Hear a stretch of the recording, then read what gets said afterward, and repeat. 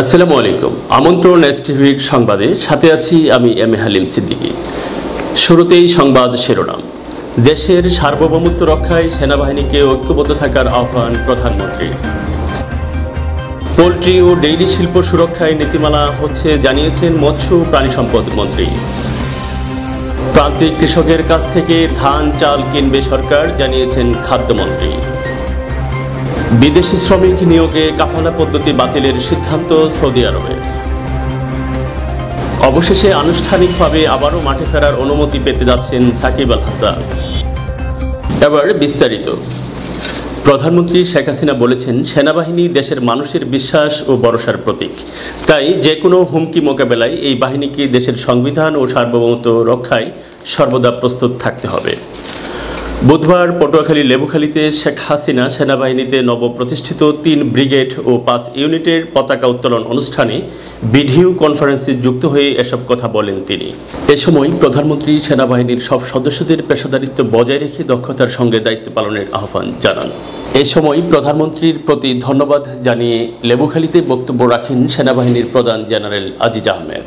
পেশাদারিত্বের কাঙ্ক্ষিত মান অর্জনের জন্য আপনাদের সকলকে পেশাগতভাবে দক্ষ, সামাজিক ও ধর্মীয় মূল্যবোধে উদ্বুদ্ধ হয়ে সৎ এবং মঙ্গলময় জীবনের অধিকারী হতে হবে।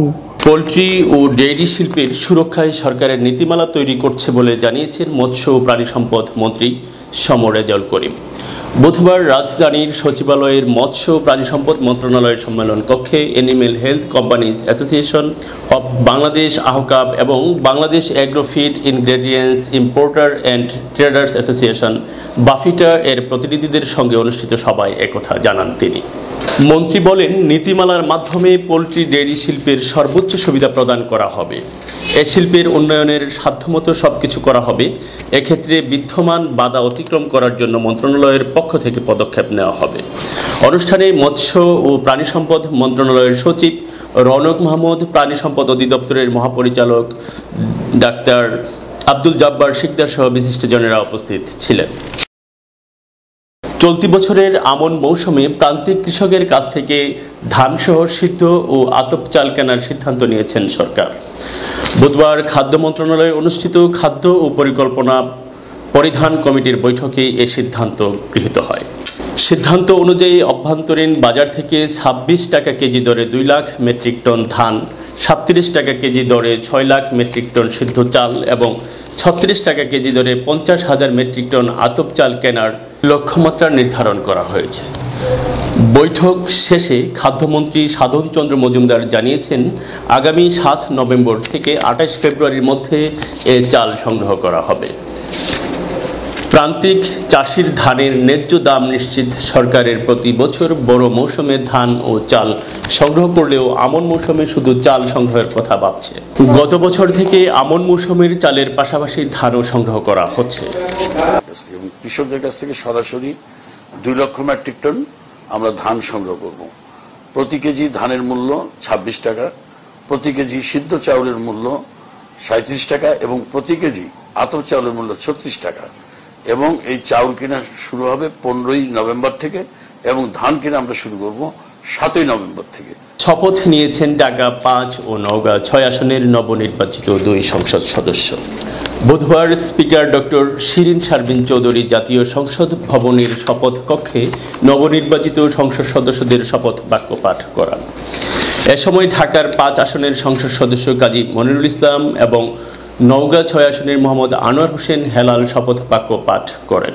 শপথ অনুষ্ঠানে জাতীয় সংসদের ডেপুটি স্পিকার মোহাম্মদ ফজলে রাব্বি মিয়া, চিফ হুইপ নূরে আলম চৌধুরী, হুইপ ইকবালুর রহিম, হুইপ মাহবুব আরা বেগম গিনি এবং হুইপ আবু সাইদ আল মাহমুদ স্বপন উপস্থিত ছিলেন। গত ১৭ই অক্টোবর ওই ২টি আসনে উপনির্বাচন অনুষ্ঠিত হয়। এবার আন্তর্জাতিক সংবাদ।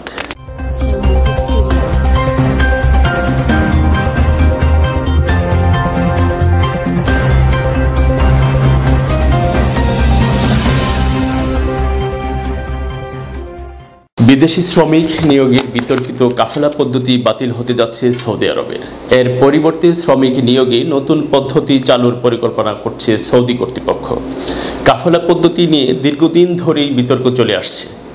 এ পদ্ধতিতে কোনো শ্রমিক সৌদি আরবে গেলে সেখানে তার নিয়োগকর্তার অধীনে কাজ করার পাশাপাশি তার চাকরি পরিবর্তন সহ সকল বিষয় নির্ভর করা হতো ওই নিয়োগকর্তার ইচ্ছার উপর। ফলে বিদেশি শ্রমিকরা সেখানে কোনো স্বাধীনতা ভোগ করতে পারতেন না। প্রায় 7 দশক ধরে চলে আসা এই কাফেলা পদ্ধতির সমালোচনা করে আসছে বিভিন্ন মানবাধিকার সংস্থা। বার্তা সংস্থা রয়টার জানিয়েছেন, বিতর্কিত এ পদ্ধতি বাতিল করায় পরিকল্পনা করছে সৌদি সরকার। 2021 সালের প্রথম 6 মাসের মধ্যেই এই পদ্ধতি বাতিল করে নতুন পদ্ধতিতে শ্রমিক নিয়োগ দেওয়া হবে। যুক্তরাষ্ট্রের প্রেসিডেন্ট নির্বাচনে এবার রেকর্ড সংখ্যক ভোটার আগাম ভোট দিয়েছেন। মঙ্গলবার মার্কিন নির্বাচন প্রকল্প জানিয়েছেন, এখন পর্যন্ত 7 কোটির বেশি ভোট পড়েছে 2016 সালের নির্বাচনে মোট ভোটারের উপস্থিতির অর্ধেক। ব্রিটিশ বার্তা সংস্থা রয়টার্স জানিয়েছেন, নির্বাচন প্রকল্পের সংগৃহীত তথ্য অনুসারে আগাম ভোট প্রদানকারী ভোটারদের সংখ্যা বাড়ছে। 1 শতকের বেশি সময়ের মধ্যে সর্বোচ্চ ভোট প্রদানের রেকর্ড হতে পারে এবারের নির্বাচনে। ভোট প্রদানের সংখ্যা থেকে রিপাবলিকান প্রেসিডেন্ট ডোনাল্ড ট্রাম্পের সঙ্গে ডেমোক্র্যাটিক প্রার্থী জো বাইডেনের প্রতিদ্বন্দ্বিতা নিয়ে মার্কিন জনগণের আগ্রহের ইঙ্গিত পাওয়া যাচ্ছে। যদিও ঐতিহাসিকভাবে আগাম ভোটের সুবিধা পেয়ে আসছিল রিপাবলিকানরা, তবে ডোনাল্ড ট্রাম্প এই ভোট ব্যবস্থায় জালিয়াতির সুযোগ রয়েছে অভিযোগ তোলার পর রিপাবলিকানদের মধ্যে আগাম ভোট দেওয়ার প্রবণতা কমে এসেছে। এবার খেলার সংবাদ।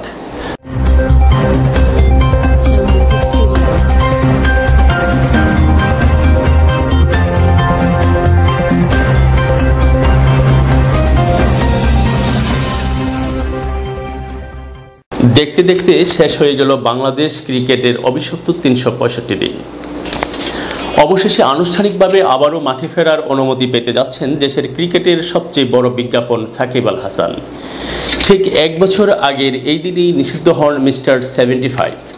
সাকিব আল হাসান নামেই যার পরিচয়, যার কোনো বিশেষণের প্রয়োজন হয় না। টাইগার ক্রিকেটের বরপুত্র, ইতিহাসের সেরা বললেও হয়তো বাড়াবাড়ি হবে না। 2019-এর অক্টোবরে 18 মাসের জন্য নিষিদ্ধ হন সাকিব।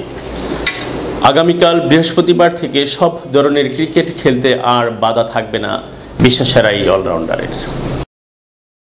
মার্সেইকে 3-0 গোলে উড়িয়ে দিয়ে চ্যাম্পিয়ন লিগে টানা দ্বিতীয় জয় তুলে নিয়েছেন ম্যানচেস্টার সিটি। প্রিমিয়ার লিগে 5 ম্যাচে মাত্র 8 পয়েন্ট নিয়ে 13তম স্থানে থাকা সিটিজেনদের আত্মবিশ্বাসের যেন এবারের মৌসুমে কিছুটা হলেও ভাটা পড়েছে। এ নিয়ে চ্যাম্পিয়ন্স লিগের গ্রুপ পর্বে টানা 13 ম্যাচে অপরাজিত রয়েছে সিটি। প্রথম গোলটি ছিল সব ধরনের প্রতিযোগিতার গার্দিওয়াল অধীনের সিটির 600তম ম্যাচ। 2016 সালের দলের দায়িত্ব নেবার পর প্রিমিয়ার লিগের অন্য যে কোনো দলের তুলনায় সিটি 117 গোল বেশি করেছে। অন্যদিকে 6 মৌসুমের পর চ্যাম্পিয়ন্স লিগের গ্রুপ পর্বে টানা 2 ম্যাচে পরাজয়ের তিক্ত স্বাদ পেল মার্সেই। শেষ করার আগে শিরোনামগুলো আরও একবার। দেশের সার্বভৌমত্ব রক্ষায় সেনাবাহিনীকে ঐক্যবদ্ধ থাকার আহ্বান প্রধানমন্ত্রী। পোল্ট্রি ও ডেইরি শিল্প সুরক্ষায় নীতিমালা হচ্ছে জানিয়েছেন মৎস্য ও প্রাণী সম্পদ মন্ত্রী। প্রান্তিক কৃষকের কাছ থেকে ধান চাল কিনবে সরকার, জানিয়েছেন খাদ্যমন্ত্রী। বিদেশি শ্রমিক নিয়োগে কাফালা পদ্ধতি বাতিলের সিদ্ধান্ত সৌদি আরবের। অবশেষে আনুষ্ঠানিকভাবে আবারও মাঠে ফেরার অনুমতি পেতে যাচ্ছেন সাকিব আল হাসান। দর্শক দেখছিলেন এসটিভির সংবাদ। এতক্ষণ সাথে থাকার জন্য ধন্যবাদ।